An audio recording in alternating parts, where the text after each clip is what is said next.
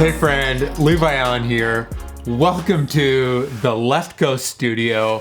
My goodness, does it feel good to say that. This place is getting set up. I'm super hyped. And we've finally caught back up to real time with these videos that I've been putting out. I don't know if it was terribly obvious, but I was way behind with editing and uploading. The last video that I uploaded was from March 11th, my birthday from like a while ago.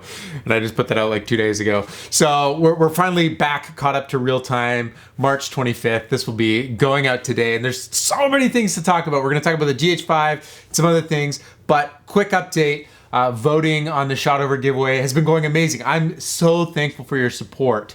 It's crazy. I've got a good friend, Bradley and Trevin, who are also there in the shot over G1 giveaway. They're local guys here from Vancouver as well. If you haven't checked out their YouTube channel, you need to. The videos they make are insane. They've done collaborations with like John Olsen and Casey Neistat. They've got an entry in there. Check it out. Give them some votes because you can actually vote for more than one entry. And we want to take this thing back to BC, kind of whatever happens. So again, thank you so much for the support. It's crazy. Check out Bradley's entry. That would be pretty rad. And yeah, just a lot of excitement around all this stuff. But one crazy special thing happened. As you might remember, about 2 months ago or something like that, I made a quick vlog. And in part of that vlog, I sat down and I just talked about why I was excited about the GH5 as an adventure doc filming camera. So I made that video, and because of that, a friend of mine actually from here in British Columbia, who was getting access to his GH5 because he's a Panasonic ambassador, said I could use it and shoot a film. So I shot a quick test film with it in like 24 hours. And the response to that was amazing. I'm really happy with what we shot. I was impressed with it as a camera.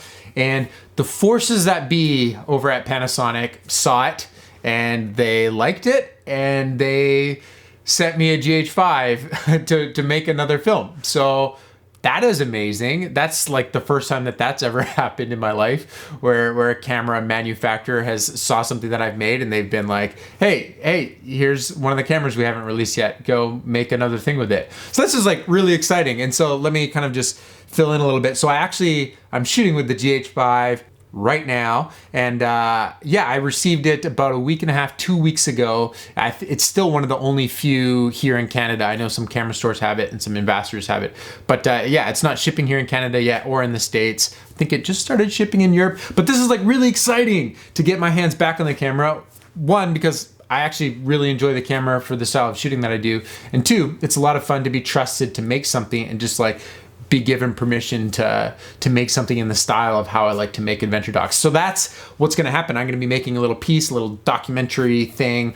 We're gonna make a behind the scenes behind it and kind of all that kind of stuff. And it's gonna be on the Panasonic channels. So that's a lot of fun. So many people have been commenting, just kind of asking some questions about how the camera has been performing for me and if I like it and if I recommend it. And there's the whole question of like GH5 versus A7s. So I'm gonna address some of those things right here in this video. This isn't like a proper review of any kind, but it's gonna be some of my impressions about it as a system. Okay, so first up, what features in this camera have actually added to the way that I go about making things?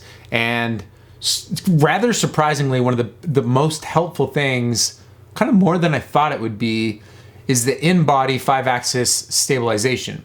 I've used stabilized sensors before, but Panasonic is doing something really well with the way it works in the GH5. And you can watch my test film that I've already shot that kind of just shows you some examples of how this thing is powerful, both with prime lenses that don't have stabilizing, so anything with a speed booster or any sort of faster prime that doesn't have stabilizing of any kind.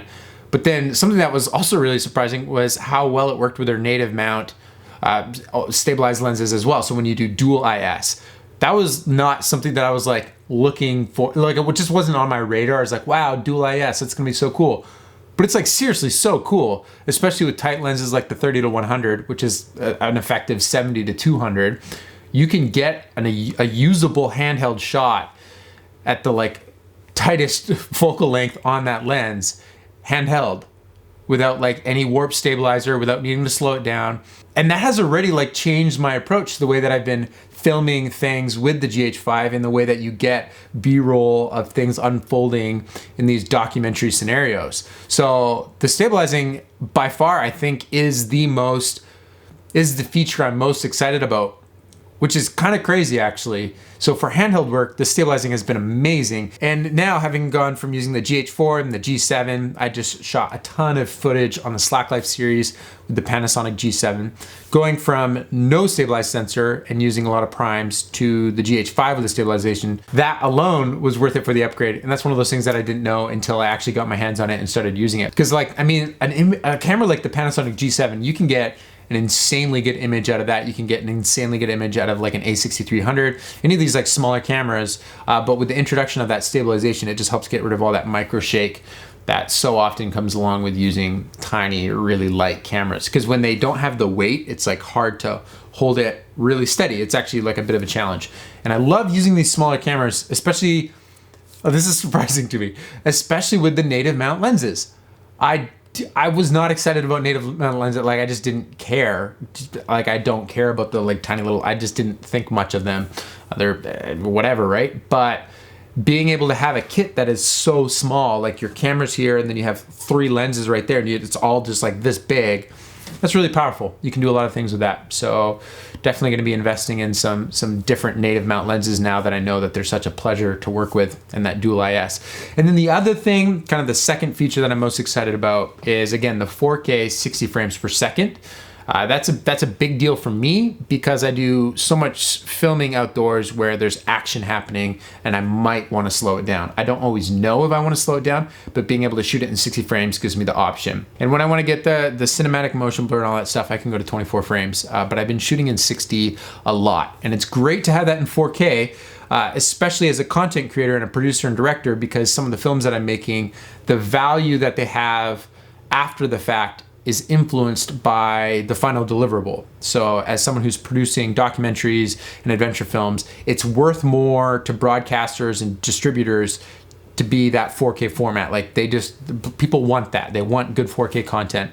So for the story, it doesn't make a huge difference, but for me being able to fund the stories, it does, if that makes sense. So that's why I shot my Slacklife series on the A6300 and the G7 instead of my A7S, which I had purchased previous, because I wanted to be able to deliver it in 4K and not upscale the A7S footage. The last feature I want to talk about real quick that I'm excited about is just being able to throw it into the 1080p variable frame rate mode. So that's really handy to be able to get 120, 188 frames, just like when you jump above 100 frames per second, it enters like a different level of slow-mo.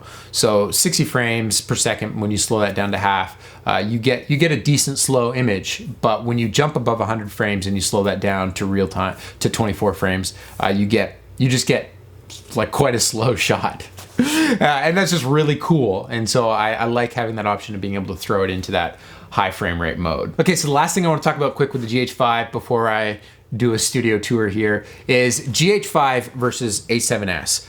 I'm not a camera reviewer. I'm not a pixel peeper. I mean, there's going to be so many highly technical reviews that are going to be coming out that are going to answer a lot of the questions that people have about like the technicality of the codec and the sensor and that type of stuff. And as much as I have a foundation to work off with that stuff, I'm not the person to help you draw conclusions from one to the other. But one thing that kind of strikes me about a question of A7S Mark II versus GH5 is the way that I look at these cameras. I really do feel like they're kind of different and shouldn't be compared. I think a more worthy comparison is A7R Mark II to GH5. And so let me explain real quick. The A7S Mark II is meant to be used in video mode using the full frame. And full frame has a very specific look. Full frame has qualities that go along with it that some people really desire. For me, I don't care about the full frame look near as much as some people do. And some of the qualities that go along with full frame sensors and having those larger pixels on the sensor is better low light performance. And as everyone knows, the A7S Mark II is the highest performing low light camera on the market. If you are a person who's going to be shooting Aurora Borealis like video mode and you really need that low light capability of the A7S Mark II, I don't even know why you're bothering to compare the two, because the GH5 clearly is not the low light monster that something like the A7S Mark II is. And I think the better comparison for GH5 to a Sony camera is actually the A7R2, even though the R2 is more expensive. But the reason why I'm comparing to the R2 is because it's a higher resolution sensor that you're actually meant to use in a crop sensor mode using crop sensor lenses. So it brings it to the territory of the Micro Four Thirds sensor, even though it still is larger. And the conclusion that I've kind of come to in this Sony Panasonic world, there's certain things that I've come to really appreciate from both manufacturers. And just as like a side note, I'm really excited that we have this reality where there's like cameras that are high performing that are butting up against each other, because I think that's just going to push the people who make the cameras to make them even better. One thing in particular that I really appreciate about a brand like Panasonic is it does appear that they listen to filmmakers and some of the features that they introduce, and that's just cool. It's awesome when they're listening to the people that use them for what they're going to use them for. Maybe Canon, maybe Canon, please take some notes. Oh my goodness, please. Anyhow, yeah, so GH5 versus A7R Mark II. One thing that I've been cautious with some of the Sony cameras, and I feel like I'm, beating a bit of a dead horse here, is the overheating record limits and stuff like that. It has been a struggle for me. I haven't personally used the A7R Mark II, so I'm technically comparing it in my mind to my A6300, which they're not the same. I've had a bit of a hard time fully trusting a Sony camera, like all the way. Like, yeah, this camera is going to work for me for sure. I've just had a bit of a trust issue with them, and things like batteries running out really quick has been frustrating from a shooting standpoint.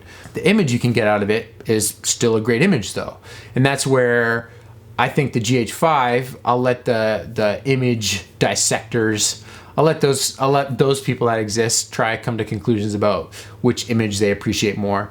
But for me, as a shooter, what I tend to lean towards the cameras that I appreciate are ones where the form factor feels right for the style of shooting, and it feels like it lends itself to be trusted, and it just wants to be put to work. And I'm getting more of those impressions out of the setup like a GH5 than I have been from some of the Sony mirrorless cameras. Those are my thoughts for now. I mean, again, the comparison is interesting because one costs more money. And I think you need to ask yourself, if you're trying to decide which one to invest to, like which lenses, like where do you have the most investment right now and what features do you actually need? I think it was interesting to see a lot of people freak out around the announcement of the GH5 saying, oh, the low light's gonna be terrible. Where for me, I've found the low light to actually be like really usable. I mean, coming from the GH4, we've seen a lot of improvements out of this sensor, and it's certainly usable in almost every documentary scenario that I can think of, unless you're like shooting at nighttime with no lights. And then I think you're entering the territory of a specialty camera.